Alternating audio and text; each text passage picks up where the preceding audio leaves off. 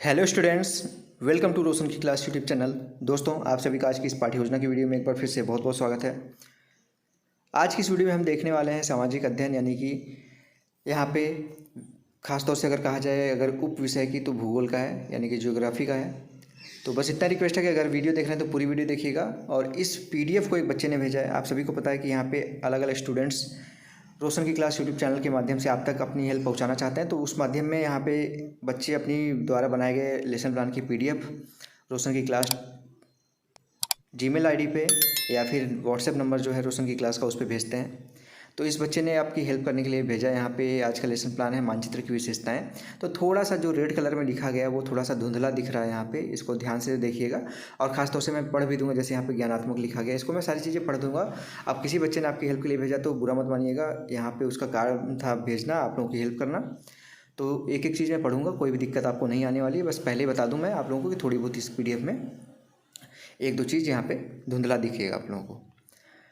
अगर इसी तरीके से आप भी हेल्प करना चाहते हैं अन्य बच्चों की, तो वो भी आप कर सकते हैं। फ़ोटो भेज सकते हैं अपने लेसन प्लान की खींच के, मैं दूसरे बच्चों तक इस चैनल के माध्यम से आपकी हेल्प पहुंचा दूंगा। तो चलिए देर नहीं करते हैं, स्टार्ट करते हैं आज की वीडियो। देखिए, सबसे पहले लिखा गया पाठ्य योजना संख्या 7। आपका जो भी नंबर होगा उसको इस तरीके से लिखिएगा। नेक्स्ट आपको विद्यालय का नाम लिखना होता है, जिस विद्यालय में आप पाठ्य योजना पढ़ाने के लिए जाते हैं। कक्षा 6वीं है। दिनांक लिखना होता है, जिससे ये पता चलता है कि इस डेट में आपने कौन सी पाठ्य योजना पढ़ाई है। कक्षा कालांश यहाँ पे 5वां है। आपका जो भी कालांश होगा, जिस पीरियड में आप जाएंगे चैप्टर को पढ़ाने, उसका नंबरिंग करिएगा। यहाँ पे कालांश को ही चक्र कहते हैं। अगर आपके कॉलेज में कालांश लिखने की जगह पे चक्र लिखने के लिए कहें तो वो लिखिएगा। विषय सामाजिक अध्ययन का है, पहले बता चुका हूँ। और समय यहाँ पे 30 मिनट का दिया जाएगा। आपके क्लास वाले जितना समय आपको दें वो लिखिएगा। प्रकरण है मानचित्र की विशेषताएं, ये ध्यान से देख लीजिएगा। मानचित्र की विशेषताएं लिखा गया है। अब आता है यहाँ पे शिक्षण उद्देश्य, इसी को ही प्राप्य उद्देश्य भी कहते हैं या फिर विशिष्ट उद्देश्य भी इसी को कहते हैं। तो पहले एक कॉलम बनाइए क्रम संख्या का, दूसरा कॉलम बनाइए शिक्षण उद्देश्य, तीसरा कॉलम बनाइए अपेक्षित व्यवहारगत परिवर्तन का। यानी कि आपका ये चैप्टर पढ़ाने के बाद बच्चों के अंदर क्या क्या विकास देखना चाहते हैं, उनके अंदर किस प्रकार का डेवलपमेंट देखना चाहते हैं ज्ञान में, रुचि में, इसके बारे में यहाँ पे विशिष्ट उद्देश्य या फिर शिक्षण उद्देश्य के अंतर्गत लिखना होता है। कम से कम 3 पॉइंट, मैक्सिमम 5 से 6 पॉइंट लिख सकते हैं। तो पहला हेडिंग है यहाँ पे ज्ञानात्मक। इसमें देखिए लिखा गया पहला पॉइंट, छात्र मानचित्र की अवधारणा, मानचित्र के प्रकार और मानचित्र की विशेषताओं का प्रत्यास्मरण कर सकेंगे। दूसरा पॉइंट है, छात्र मानचित्र की अवधारणा, प्रकार और विशेषताओं का प्रत्याभिज्ञान कर सकेंगे। अगली हेडिंग है यहाँ पे देखेंगे अवबोधात्मक। इसमें लिखा गया छात्र मानचित्र की अवधारणा, मानचित्र के प्रकार और मानचित्र की विशेषताओं की व्याख्या कर सकेंगे। सेकेंड पॉइंट है, छात्र मानचित्र के विभिन्न प्रकारों की तुलना कर सकेंगे। तीसरा पॉइंट है, छात्र मानचित्र के विभिन्न प्रकारों की, यहाँ पे यही चीज़ दोबारा लिख दिया गया है, इसको सही कर लीजिएगा। अगली हेडिंग है यहाँ पे अनुप्रयोगात्मक। इसमें देखिए लिखा गया पहला पॉइंट, छात्र मानचित्र की अवधारणा, मानचित्र के प्रकार और मानचित्र की विशेषताओं से संबंधित सीखे हुए ज्ञान का अवधारणा, मानचित्र के प्रकार और मानचित्र की विशेषताओं से संबंधित सीखे हुए ज्ञान का उपयोग नवीन परिस्थितियों में कर सकेंगे। अगला पॉइंट है कौशलात्मक। इसमें देखिए पहला पॉइंट लिखा गया, छात्र मानचित्र से संबंधित तथ्यों को सारणीबद्ध कर सकेंगे। और दूसरा पॉइंट है, छात्र मानचित्र से संबंधित तथ्यों का संकलन कर सकेंगे। अब इसके बाद आता है यहाँ पे 5वां हेडिंग, यहाँ पे अभिरुचि। छात्र मानचित्र की विशेषताओं का मानचित्र की विशेषताओं को विस्तारपूर्वक जानने के लिए अपने अध्यापक से प्रश्न पूछेंगे। लास्ट हेडिंग है यहाँ पे विशिष्ट उद्देश्य में अभिवृद्धि होता है यहाँ पे। अभी मैं आपको लिखा भी देता हूँ, अभिवृद्धि, ठीक, अभिवृद्धि लिख दीजिएगा। छात्र मानचित्र की विशेषताओं के प्रति सकारात्मक दृष्टिकोण विकसित कर सकेंगे। अब यहाँ पे विशिष्ट उद्देश्य के बाद आता है यहाँ पे सहायक सामग्री। अगली हेडिंग, इसमें देखिए लिखा गया मानचित्र, चित्र, चार्ट, लपेट फलक, संकेतक तथा अन्य कक्षा शिक्षणोपयोगी सहायक सामग्री। अगली हेडिंग है ज्ञान, यहाँ पे पूर्व ज्ञान में देखिए लिखा गया छात्रों को मानचित्र के बारे में सामान्य जानकारी है। ठीक, अब आता है लेसन प्लान का सबसे इंपॉर्टेंट, जिसकी आप लोग वेट करते हैं। सबसे पहले प्रस्तावना प्रश्न कैसे बनेगा इसका।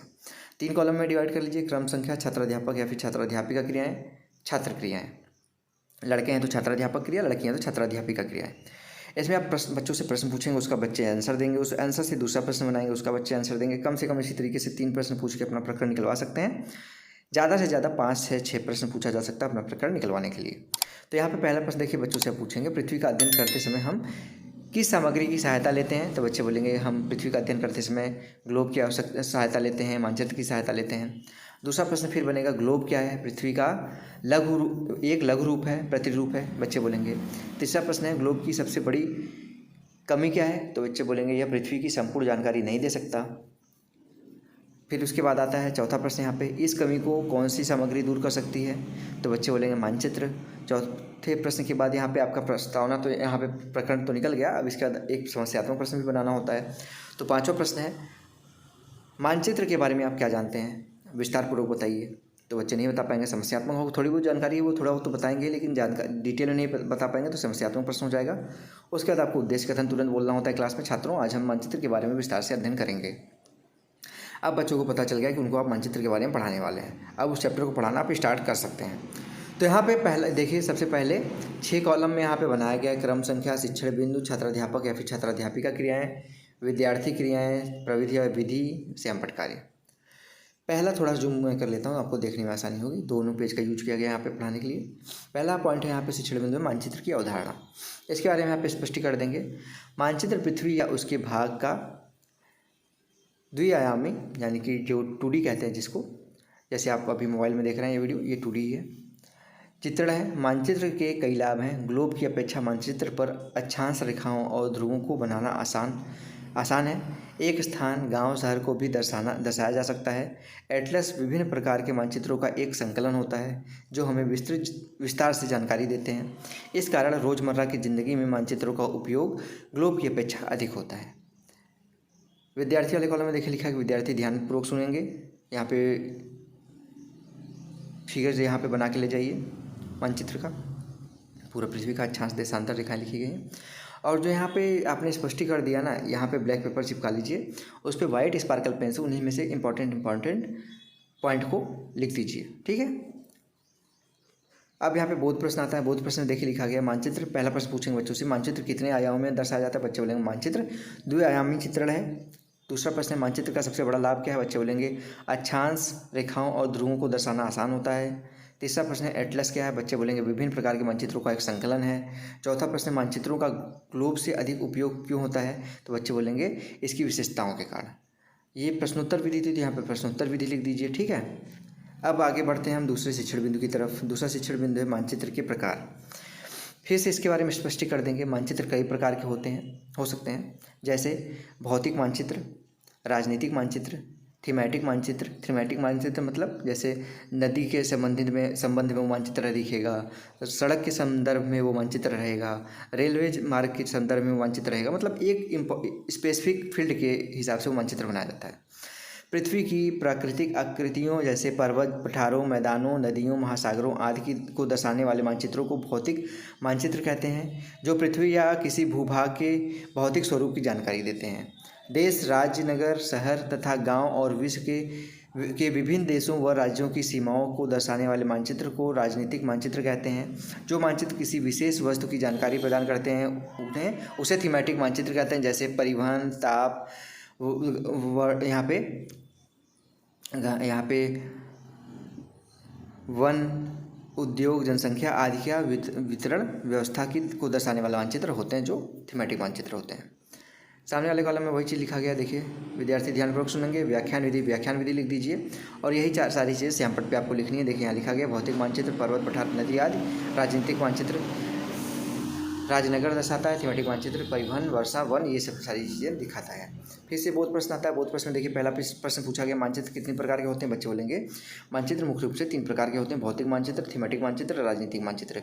दूसरा प्रश्न है भौतिक मानचित्र क्या है? बच्चे बोलेंगे पृथ्वी के भौतिक स्वरूप को दर्शाने वाला मानचित्र। तीसरा प्रश्न है राजनीतिक मानचित्र क्या दर्शाता है? बच्चे बोलेंगे राजनीतिक मानचित्र राज्य, नगर, राजधानी और सीमाओं को दर्शाता है। ये प्रश्नोत्तर विधि थी, प्रविधि में लिख दीजिए प्रश्नोत्तर विधि। अब इसका तीसरा शिक्षण बिंदु की तरफ बढ़ते हैं। तीसरा शिक्षण बिंदु है हमारा मानचित्र की विशेषताएं। फिर से छात्र अध्यापक यहाँ पे अपना वर्णन देगा, यहाँ पे व्याख्या करेगा उसका। मानचित्र की निम्नलिखित विशेषताएं होती हैं। पहला दूरी, ध्यान से देखिएगा यहाँ पे दूरी लिखा गया है। 2 स्थानों के मध्य की दूरी का पता लगाना मानचित्र की महत्वपूर्ण विशेषता है। इसके लिए मानचित्र बनाने से पहले पैमाना निर्धारित किया जाता है, जो मानचित्र पर 2 स्थानों के मध्य दूरी तथा उसके बीच की वास्तविक दूरी का अनुपात होता है। जैसे मानचित्र पर 1 सेंटीमीटर से धरातल की वास्तविक दूरी 10 किलोमीटर की प्रदर्शित करेगी, ठीक है। यानी कि इस मानचित्र पर 1 सेंटीमीटर, लेकिन वो वास्तव में 10 किलोमीटर होगा। अब आता है दूसरा यहाँ पे दिशा। मानचित्र पर उत्तर दिशा की ओर मतलब तीर के द्वारा, उत्तर दिशा एक तीर के द्वारा तथा एन लिखकर इंगित किया जाता है, यानी जो नॉर्थ डायरेक्शन होता है इस तरीके से वहाँ पे एन लिखा रहता है। ठीक है। तीर का ऊपरी सिरा उत्तर, इसका विपरीत सिरा दक्षिण दिशा इंगित करता है। 4 दिशाएं उत्तर दक्षिण पूर्व पश्चिम के मध्य पाई जाने वाली दिशाएं उत्तर पूर्व, दक्षिण पश्चिम तथा उत्तर पश्चिम होता है। बहुत प्रश्न है फिर से। मानचित्र की पहली विशेषता क्या है? बच्चे बोलेंगे दूरी। मानचित्र की पर उत्तर दिशा को कैसे दर्शाते हैं? बच्चे बोलेंगे तीर के द्वारा एन लिखकर। तीसरा प्रश्न है दिशाएं कितनी होती हैं? बच्चे बोलेंगे 4 होती हैं। इसके नाम बताइए? बच्चे बोलेंगे उत्तर दक्षिण पूर्व पश्चिम। प्रश्नोत्तर विधि थी तो फिर से प्रश्नोत्तर विधि लिख दीजिए। और श्यामपट्ट पे देखिए यहाँ पे व्याख्यान विधि लिखा गया है, विद्यार्थी ध्यानपूर्वक सुनेंगे और इस पे श्यामपट्ट पे वही चीज़ें जो भी आपने स्पष्ट कर दिया है कि विशेषताएं, दो स्थानों के बीच की दूरी को का पता लगाना, और दूसरा है उत्तर दिशा एक तीर द्वारा निर्धारित की जाती है यन के द्वारा लिख के। दिशाएं उत्तर पूर्व दक्षिण पश्चिम होती हैं। अब इसके बाद आता है यहाँ पे आपका पुनरावृत्ति प्रश्न। देखिए यहाँ पे लिखा गया पुनरावृत्ति। पहला प्रश्न है मानचित्र किसे कहते हैं? दूसरा प्रश्न है मानचित्र की क्या क्या दिशाएं हैं? वस्तुनिष्ठ प्रश्न है मूल्यांकन में। विभिन्न मानचित्रों का संकलन होता है, कौन सा? आप सभी को पता है एटलस होता है। रिक्त स्थानों की पूर्ति करो। मानचित्र तीर डैश डैशेस के प्रकार के होते हैं, 3 प्रकार के होते हैं। कौन कौन से प्रकार के आपको पता है? भौतिक, राजनीतिक और थीमेटिक। सत्य असत्य लिखना है प्रश्न है। मानचित्र को समतल कागज पर बनाते हैं, बिल्कुल सत्य है। मानचित्र के ऊपर की ओर दक्षिण दिशा होती है, गलत है। ऊपर दक्षिण की नहीं, अभी मैंने बताया नॉर्थ होता है यानी उत्तर होता है। अति लघुत्तरीय प्रश्न है मानचित्र किस सामग्री से ज़्यादा अच्छा माना जाता है? ग्लोब से। 5वां प्रश्न है लघुत्तरीय प्रश्न, ग्लोब और मानचित्र में क्या अंतर है? दूसरा प्रश्न है मानचित्र की क्या विशेषताएं हैं? लास्ट में आता है गृह कार्य यानी होमवर्क। बच्चों को घर से करके लाने के लिए होमवर्क जरूर देना चाहिए। तो यहाँ पे देखिए दिया गया है प्रश्न, मानचित्र का पठन किन बिंदुओं के आधार पर किया जाता है? लास्ट में यहाँ पे पॉइंट है, पर्यवेक्षक टिक पढ़िए। आपके द्वारा पढ़ाई गई पाठ्य योजना में कोई कमी होगी तो यहाँ पर्यवेक्षक उसमें पॉइंट लिखेगा, अच्छाई होगी तो वो भी यहाँ पे पॉइंट लिखेगा, कुछ सजेशन होगा तो वो भी यहाँ पे पॉइंट लिखेगा। तो दोस्तों अगर आज की वीडियो अच्छी लगी तो रोशन की क्लास यूट्यूब चैनल को सब्सक्राइब कर लीजिए, इस वीडियो को लाइक करिएगा और ऐसे ही वीडियोस देखने के लिए रोशन की क्लास यूट्यूब चैनल को सब्सक्राइब करके साथ ही साथ बेल आइकन जरूर दबा लीजिए।